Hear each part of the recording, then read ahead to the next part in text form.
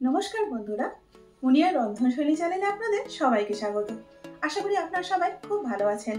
সর্ষে ইলিশ হলো এমন একটা সিগনেচার ডিশ যেটা যুগ যুগ ধরে বাঙালিদের মন জয় করে আসছে। ইলিশের নাম শুনলে প্রথমেই মনে হয় সর্ষে ইলিশ, তারপর দই ইলিশ, ইলিশ পাতুরি, ইলিশ ভাপা, এগুলো তো সব আছেই। ইলিশের সব রেসিপিগুলোর মধ্যে সবচেয়ে জনপ্রিয় হলো সর্ষে ইলিশ, যেটা প্রায় আমরা সকলেই বাড়িতে তৈরি করি, কারণ এটা তৈরি করা অত্যন্ত সহজ। আর শুধু সহজই নয়, কম সময়ের মধ্যে তৈরিও হয়ে যায়। চলুন তাহলে চটপট করে তৈরি করে নিই সর্ষে ইলিশ। প্রথমে ইলিশ মাছগুলোর মধ্যে হলুদ এবং নুন মাখিয়ে নেব। যেভাবে আমরা মাছের মধ্যে নুন মাখাই, এখানেও ঠিক সেভাবে নুন হলুদটা মাখিয়ে নিতে হবে।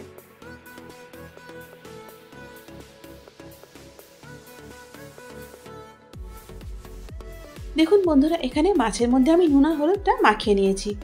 মাছগুলো ভেজে নেওয়ার জন্য এখন কড়াতে দিয়ে দিচ্ছি 3 থেকে 4 টেবিল চামচ সরষের তেল।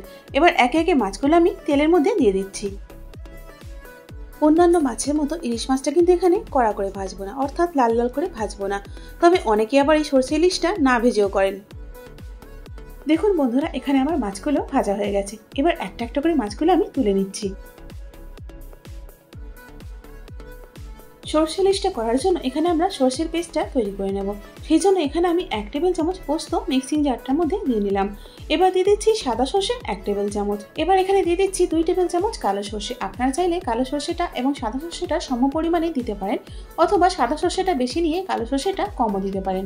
এখন ঝালের জন্য এখানে দিয়ে দিচ্ছি 4টি কাঁচা লঙ্কা। ঝালটা আপনারা আপনাদের স্বাদ অনুযায়ী দিয়ে নেবেন, অর্থাৎ লঙ্কার পরিমাণটা কম বা বেশি করে নেবেন। আর দেখুন, এখানে আমি মশলার পেস্টটা তৈরি করে নিয়েছি। মাছগুলো ভেজে নেওয়ার পর কড়াতে বাকি যে তেলটা আছে তার মধ্যে আমি দিয়ে দিলাম 1/2 চামচ কালো জিরে আর একটা কাঁচা লঙ্কা।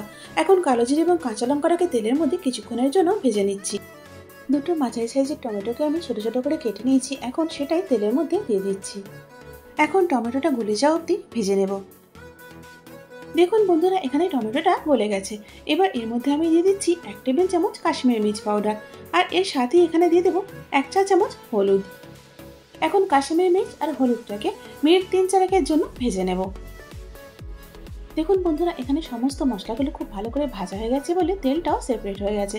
এবার এর মধ্যে দিয়ে দিচ্ছি আগের থেকে তৈরি করে রাখা সর্ষে পোস্তর পেস্টটা। সর্ষের পেস্টটা দেওয়ার পর আর কিন্তু বেশিক্ষণ এটাকে নাড়া যাবে না, 1 থেকে 1.5 মিনিট মাত্র নেড়ে নেব।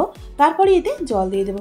সর্ষের পেস্টটা দেওয়ার পর যদি এটাকে বেশিক্ষণ কষানো হয়, তাহলে সর্ষে যে স্বাদটা আছে সেটা কিন্তু নষ্ট হয়ে যায়। 1.5 মিনিট পর এখন এখানে দিয়ে দিচ্ছি 1/2 কাপ জল। এখানে আমি একটু মাখা মাখা গ্রেভি করব, তাই জলটা বেশি দিলাম না।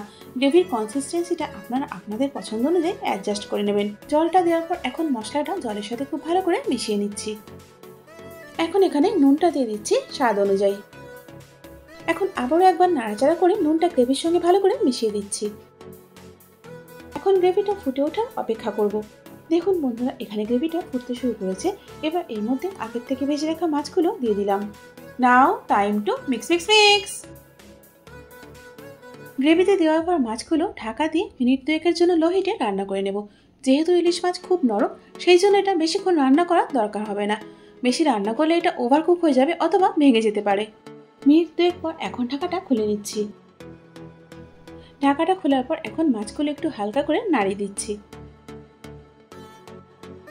এবার এর মধ্যে দিয়ে দিচ্ছি গোটা 3টে কাঁচা লঙ্কা। এগুলো কিন্তু ঝালের জন্য দিলাম না, জাস্ট ফ্লেভারের জন্য। এবার ওপর থেকে দিয়ে দিচ্ছি কাঁচা সরষের তেল 2 টেবিল চামচ। এটা কিন্তু অবশ্যই দিতে হবে।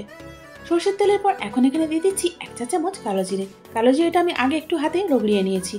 এবার এটা মাছের ওপর থেকে ছড়িয়ে দেবো। এটা কিন্তু আমার মায়ের থেকে শেখা। মা বলে এভাবে কালো জিরেটা দিলে মাছের স্বাদ এবং গন্ধ অনেকটাই বেড়ে যায়। আর এই কালো জিরেটা দেওয়ার সাথে সাথে কিন্তু ঢাকাটা দিয়ে দিতে হবে। আর ঢাকাটা দেওয়ার পরপরই আমি গ্যাসের ফ্লেমটা অফ করে দিলাম। এবার এটাকে আমি স্ট্যান্ডিং টাইম রেখে দেবো 5 থেকে 7 মিনিট, তারপর পরিবেশন করব। তাহলে দেখলেন তো বন্ধুরা, কত সহজেই আর কম সময়ের মধ্যে তৈরি হয়ে গেল এই সর্ষে ইলিশ। আর এটা খেতে কেমন বা এর স্বাদ কেমন হয় সেটা বলাই বাহুল্য। তাহলে বন্ধুরা, আপনারাও এভাবে একবার তৈরি করে দেখুন আর আমাকে কমেন্টস করে জানান আপনাদের কেমন লাগলো। আশা করি আজকের ভিডিওটা আপনাদের ভালো লেগেছে।